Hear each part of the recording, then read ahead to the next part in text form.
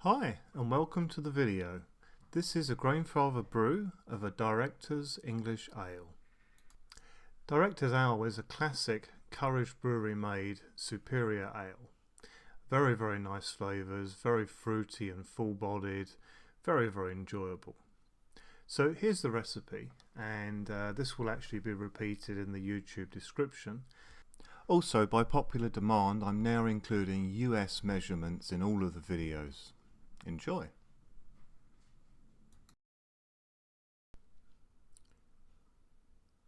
This beer should really be fermented with a London style of yeast. As you can see, I'm using a White Labs WLP013. I will be doing a double feed on this actual yeast because, as you probably noticed, it's slightly out of date. This isn't a problem though, and if you haven't seen it already, I'd recommend you watch my revitalising out-of-date yeast video. This was done recently. I've got my grain here all mashed and ready to go. And I've now heated the strike water to the first mash temperature, which is 67 degrees C. I will then be doing a mash step at 75 degrees C. So the trick here is to gradually add all of the grains and give them a nice good stir, make sure that all of them are wet. You want to make sure that by the time you've added all the grains, like I've done here, that it's not too liquid and it's not too thick. This is about right, what you can see here. But don't skimp on this. Really give it a good mix, because this will actually help your efficiency in the end. Here I'm actually using a sink strainer that goes over the top of the pipe, and this makes sure that no loose grain actually goes back into the wort. While I'm waiting for the mash to finish, I'm actually laying out all of my ingredients in time order, as you can see here for the boil. So with the mash now done, it's time for the sparge, and I need to obviously take off the mashing arm.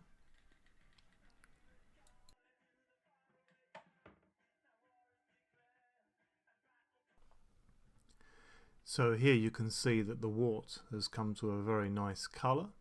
So I'm just lifting up the grain basket now, ready for the sparge. So the important thing with a sparge is that you go nice and gradual and evenly. So I'm about halfway through the sparge, and I'm switching this bottom switch to normal and the top switch to boil. This way the whole unit is now going to ramp up to the boil, and this will then save me a fair bit of time instead of waiting for the whole sparge to finish and then ramp up to the boil. So the sparge is now done, and it's time to get rid of the grain basket from the top of the Grainfather. So I'm just putting a normal bag over the top, and I've got a fermentation vessel at the ready, and I'm basically just going to turn it over onto the bag, thus putting all of the grain directly in the bag, and it's very easy now to dispose of. So after this, we're now waiting for the Grainfather to ramp up to the boil, so it's really an ideal time to start doing the cleaning of the grain basket itself, and I found that this is a very good way of doing it. So we're now at the boil, and it's time to control the hop break, which is basically protein, just by using a spray bottle and a paddle just to stir the foam back in. It's just protein, nothing to worry about, but really we need to clear it. While the boil's going on, I like to prepare my fermentation vessel, and this is the sanitization. This is the part here now where I'm dealing with the dextrose sugar. With sugars, I like to actually mix them with wort before I actually put them in. This way everything's dissolved and it's mixed into the wort before I actually add it, and I find this just gives a much nicer result. It's important to give all additions, once you've added them to the wort, a very nice stir. So it's now the latter stages of the actual brew, and it's time to take a reading here with this refractometer. These are available quite cheaply online, and I would seriously recommend that anyone who is brewing actually get one, just to make sure their brew is on point. So now the last hop addition has gone in, and a very small one at the end of this one. I'm now doing a short whirlpool just to mix everything together and to get all of my hops in a cone in the middle.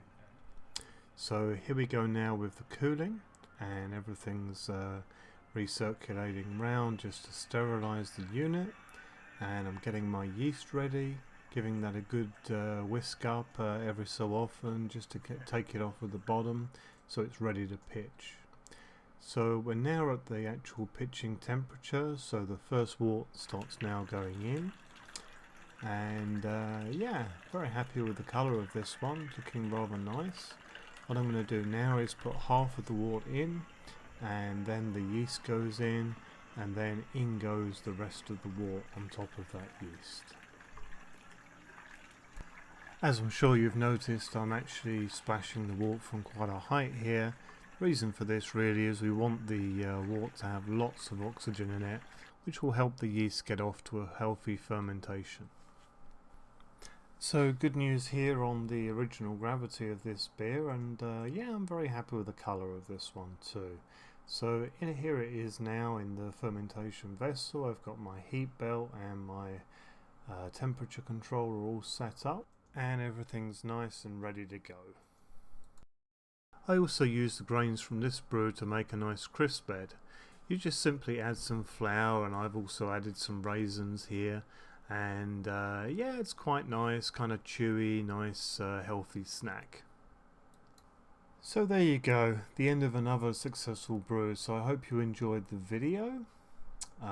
Thanks very much for watching, and if you feel inclined to, please like and subscribe. My thanks to all of you for your kind words and enthusiasm for these videos, and I look forward to producing the next brew and the next video for all of you at some time in the next couple of weeks. Bye for now.